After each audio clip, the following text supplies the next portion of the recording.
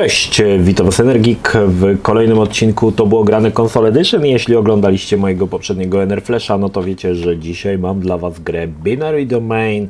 Jest to gra wersję mam akurat na Xboxa 360, ale posiadam ją też na PlayStation 3.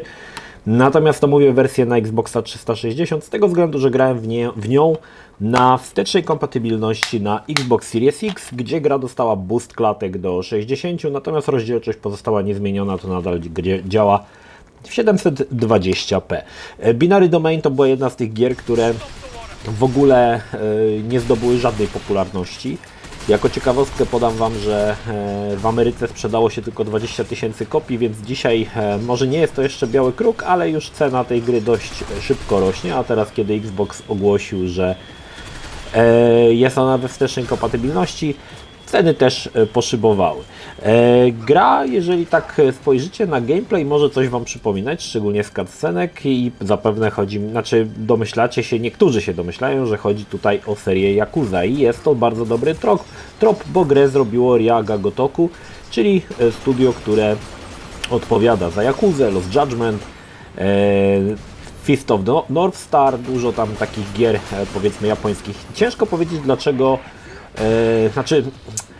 wiem dlaczego ogólnie. Gra nie przyjęła się z jednego powodu, z powodu jednego feature'a, który nie za dobrze działał, mianowicie w Binary Domain twórcy dali coś takiego jak komendy głosowe. To znaczy te komendy głosowe składały się w zasadzie do mówienia do mikrofonu jednego słowa. Było to opcjonalne i nie trzeba było tego używać, ale faktycznie ten system rozpoznawania mowy był dość taki prymitywny i to nie za bardzo faktycznie działało. Trzeba mówić było głośno, wyraźnie i przede wszystkim idealnie po angielsku, żeby gra wychwyciła, o co nam chodzi. Chociaż tak jak mówię, to składało się w zasadzie tylko do jednego słowa typu yes, Roger albo coś takiego. Gra to przede wszystkim też fajna fabuła, chociaż miejscami można odczuć, że jest tutaj delikatny rip-off z Blade Runnera. Otóż akcja dzieje się w 2080 roku. Ziemia została zalana przez morza i oceany wskutek globalnego ocieplenia. No i konsekwencją tego jest to, że rolę ludzi przejęły roboty, które po prostu pracują w ciężkich warunkach. No i mamy tutaj Stany Zjednoczone i korporację Bergen, która stała się jakby potentatem w produkcji robotów.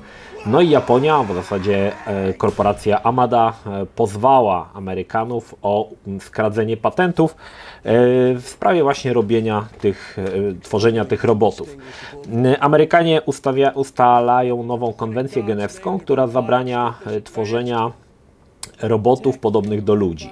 Japonia natomiast przegrywa sprawę o patent, znaczy ta korporacja Amada, i w zasadzie Japonia, można powiedzieć, że Japonia czy tam Tokio odcina się całkowicie od całego świata jakby taką żelazną kurtyną. Nikt nie wie, co tam się dzieje. No i akcja przenosi się kilka lat później. Okazuje się, że Japończycy wyprodukowali, czy tam ta korporacja Amada wyprodukowała roboty, które do złudzenia przypominają ludzi. Ta konwencja genewska tego zabraniała. No i dodatkowo jeszcze wszczepiono im wspomnienia. Także same te roboty jakby nie wiedzą, że są robotami, dopóki faktycznie nie przekonają się na własnej skórze. No i oczywiście wszystkim zarządza korporacja Amada. Oczywiście Amerykanie wiedzą, że to ci z Amady tam maczali w tym łapy. No i wysyłają oddział oczywiście Amerykanów, w zasadzie i Amerykanie wysyłają, i Europa wysyła swój oddział, aby sprawdzić, co tam się dzieje za tą żelazną kurtyną w tym Tokio, no i porwać tego gościa, który te roboty tworzy, czyli właśnie tego Amadę całego, który przewodzi korporację. No i my wcielamy się w Dana. I gra jest, można powiedzieć, że taką strzelanką, w której, można powiedzieć, bezkrwawą strzelanką, bo strzelamy głównie do robotów, do robotów. I zawsze towarzyszy nam ktoś z oddziału, jedna bądź dwie osoby, którym możemy wydawać proste komendy, również komendy głosowe. No i takim fajnym patentem jest to, że mamy tutaj coś takiego jak wzrost, jak to nazwać, sympatii danych bohaterów, którzy nam towarzyszą. Jeżeli wyciągniemy ich z opresji, będziemy sobie dobrze radzić, ten wzrost zaufania będzie się zwiększał, a jeżeli będziemy do nich strzelać, no to będzie to zaufanie się zmniejszało. No i również mamy tutaj opcjonalne rozmowy, w których możemy odpowiedzieć na jakieś jego pytania. Często te odpowiedzi są całkowicie absurdalne i nie wiadomo co odpowiedzieć, ale jeżeli dobrze odpowiemy, no to też ten wzrost zaufania może się zwiększyć. Tak jak powiedziałem, jest to typowa strzelanka w bardzo dobrej oprawie, powiem Wam, bo gra została wydana w 2012 roku i faktycznie nie widać tego, że ta gra już ma prawie na karku 10 lat. W ogóle tego nie widać.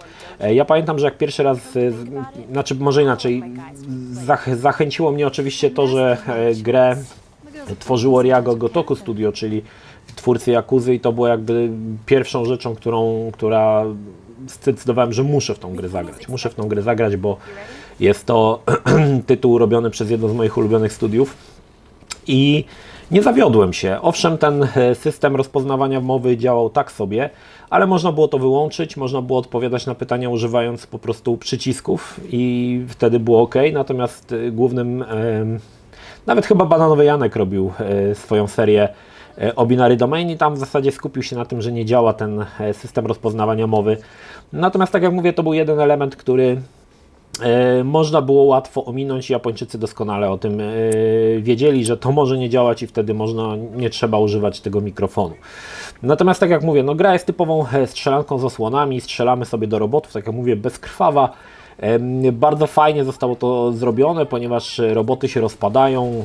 Jeżeli odstrzelimy im nogi, to one dalej się czołgają, trochę jak Terminatory. I muszę przyznać, że ten element w 2012 roku zrobił na mnie ogromne wrażenie, chociaż grałem na PlayStation 3, a podobno na PlayStation 3 ta gra działała troszkę gorzej niż na Xboxie. Nie wiem, bo wtedy nie grałem w wersji na Xboxa, tylko na PlayStation 3, ale pamiętam, że sama oprawa na tamte czasy robiła wrażenie i na tyle jest ona, wydaje mi się, dobra, że ona nawet dzisiaj robi wrażenie i nie jest to tytuł, który odstrasza oprawą jak niektóre gry, ale naprawdę wygląda to bardzo solidnie. Pochwalić muszę cutscenki. Jeżeli graliście w jakąś grę Yakuzy, no to wiecie, że serię Yakuza, no to wiecie, że cutscenki zawsze w tych grach stoją na bardzo wysokim poziomie i tutaj również cutscenki robią wrażenie. Szczególnie kiedy widzimy te roboty wpółpokryte skórą jak Terminatory, no wygląda to naprawdę dobrze. Muszę przyznać, że tutaj cutscenki, które są liczone w czasie rzeczywistym, co ciekawe, nadal w mojej opinii robią wrażenie. Grę tam oczywiście obok takiego typowego szczelania, biegania i szczelania dodano kilka elementów, które miały troszkę tam zmieniać tą monotonię strzelanki, czyli mamy jakieś pojedynki na autostradzie, która jest naprawdę, pompuje adrenalinę do żył. Mamy dużo różnych takich uprzyjemniaczy, że tak powiem, które gdzieś tam się podczas rozgrywki pojawiają. Pochwalić również muszę design nie tylko samych robotów, ale bossów, bo niektórzy są naprawdę spoko, na przykład ten taki, ciężko powiedzieć, bardziej Transformer, z którym walczymy na autostradzie, wygląda naprawdę srogo. I faktycznie dużo tutaj takich mamy bossów, którzy wyglądają naprawdę zacnie i widać, że tutaj dużo pary poszło w design przeciwników. To, co mi się zawsze podobało i to, co mi się podobało w 2012 roku i dzisiaj również na to zwróciłem uwagę, to jak fajnie Japończycy wpletli różne technologie, oczywiście technologie przyszłości, które nie istnieją dzisiaj, ale jak to zostało zrobione konsekwentnie, jak to fajnie w grze wygląda, że to jest, sprawia wrażenie, że ten świat sprawia wrażenie realistycznego, że te wszystkie technologie, które tam się znajdują, niekoniecznie one są wyjaśnione, co one znaczą, ale są jakby, widać, że jest to jakby technologia przyszłości. Ciężko mi powiedzieć słowami, jeżeli graliście w taką grę, która się nazywa Remember Me, tam to było chyba przez Dontnod zrobione, to również tam miałem to uczucie, że ta technologia została fajnie tam wpleciona w to i mamy poczucie, że jest to przyszłość. I tutaj jest podobnie, Faktycznie ta technologie, różne technologie, które są wrzucone, sprawiają wrażenie realistycznych i ten świat nie jest sztuczny, nie wydaje nam się sztuczny, że wszystko jest tam tak jak powinno być. Oczywiście Binary Domain to gra, która miała mieć w założeniu więcej części i końcówka, chociaż jest zamknięta, ma w pewien sposób takie zapowiedzi, że kolejna część będzie. No ale oczywiście kiepska sprzedaż na poziomie 20 000 sztuk, słuchajcie, to jest żenada, sprawiło, że niestety temat umarł i już nie został pociągnięty. I w sumie dziwię się, bo dzisiaj powiem Wam, że nadal gra się broni, nadal mi się mega fajnie w to grało i uważam, że jest to świetny tytuł. Nie jest to długi tytuł, bo to jest, tam co prawda multiplayer został dodany, ale kto tam w tego multiplayera grał, to nie wiem. Natomiast single player to jest gra na 6-8 godzin i wierzcie mi, że nie będzie to czas stracony. Myślę, że będziecie się fajnie bawić, zwłaszcza, że no, muszę przyznać, że oprawa tutaj robi wrażenie, szczególnie też fizyka, ten model zniszczeń tych robotów, no to wszystko wygląda naprawdę bardzo, bardzo porządnie i uważam, że jest jak najbardziej spoko. No dzisiaj oczywiście troszkę gra przeżywa jakby drugą młodość z tego względu, że została ta gra wydana we wstecznej kompatybilności i dzisiaj gracze szukają tego binary domain na aukcjach. Pamiętam, że kiedyś można było tą grę kupić za 10 zł gdzieś tam na Allegro. Dzisiaj już ceny skoczyły, nie wiem, 6-8 dyszek, trzeba za to zapłacić. No a z racji tego, że niewiele kopii się sprzedało, oczywiście mówię tu w wersji amerykańskiej, zacznie ta cena dość szybko rosnąć binary domain, także jeżeli jeszcze nie kupiliście, śpieszcie się, bo niedługo ceny będą jeszcze wyższe, a wierzcie mi, że jest to gra, w którą warto zagrać, bo uważam, że naprawdę w porządku wyszło to Ryaga Gotoku i w sumie chętnie bym zagrał w dalszą część, bo to jest taka gra troszkę w starym stylu. To nie jest tytuł, gdzie masz jakieś wymyślne mechaniki. To jest strzelanka, tak? Strzelanka i do tego bezkrwawa, z kilkoma ciekawymi pomysłami, jednakże nie można powiedzieć, że jest to tutaj coś odkrywczego. Jest to raczej temat już ograny przez dziesiątki, jeśli nie setki innych gier i nie ma tutaj co wyszukiwać się jakichś niesamowitych nowości, których nigdy wcześniej nie było, ale jest to gra w mojej opinii bardzo solidna. Oceny też nawet zdobyła całkiem niezłe, szczególnie w Japonii. W ogóle w Japonii ona się bardzo dobrze sprzedawała, bo tutaj, żeby Wam powiedzieć, tak żeby nie było na sucho, w Japonii gra się sprzedała w 74 000 kopii, czyli w sumie sprzedało się 90 000 kopii. Znaczy nie wiem, ile w Europie się sprzedało, no tak, ale w Europie chyba też ta gra szału nie zrobiła. Natomiast w 2012 roku było coś takiego, to były czasy PlayStation 3 i Xboxa 360, że jeżeli gra była średniakiem, czyli miała ocenę 8/10, 7/10, to była gra zła i już się jej nie kupowało. Nie wiem, czy dzisiaj ta tendencja została, ale pamiętam, że w tamtych czasach twórcy gier mierzyli się właśnie z taką dość niesprawiedliwą oceną, że 7/8, 7/10, 7/8/10 to była gra, która już została przekreślona. Sprzedawały się tylko gry, które były 9 albo 10/10. Nie wiem, czy dzisiaj to nadal jest podtrzymywane, tak trochę w sumie nie researchowałem tego, ale w tamtym czasie był taki dosyć taka tendencja, tak? I faktycznie tak patrzę na Metacritic na PlayStation 3, gra ma 72 na 100, na Xboxie 360 74 na 100, co samo mówi, że ta gra nie jest zła, że jest bardzo dobra. No ale tak jak mówię, nie jest to 10/10, więc wtedy gracze jakby już... No i podejrzewam, że tutaj też mógł być problem, że to jest Ryaga Gotoku, chociaż gra nie opowiada o Japończykach jak Yakuza czy Lost Judgment. No widać, że to jest gra robiona przez Japończyków. I gry robione przez Japończyków o Amerykanach są bardzo specyficzne, chociaż tutaj aż tej specyfiki dziwnej tak bardzo nie czuć, aczkolwiek faktycznie no jest jakieś takie, coś tam z tyłu głowy masz, że coś tutaj nie gra. Że jakby robili to na przykład Amerykanie, to by było troszkę inaczej zrobione. Natomiast to jest gra o Amerykanach robiona przez Japończyków, także mogą być jakieś takie miejscami dziwne rzeczy, w których Japończycy się lubują, a które my od razu wychwycamy, że coś jest tutaj nie tak. I faktycznie tutaj w Binary Domain muszę przyznać, że takich elementów się kilka razy zdarzy. Natomiast pytanie, czy polecam? Jak najbardziej polecam. Zagrajcie w Binary Domain, bo to naprawdę fajny tytuł. Dzięki wstecznej kompatybilności możecie zagrać w tą grę w 60 klatkach i wierzcie mi, że to 60 ramek robi robotę. Fajnie by było, jakby była wyższa rozdzielczość, jakby dodano tam to 4K, zwłaszcza, że gra naprawdę fajnie wygląda nawet dzisiaj.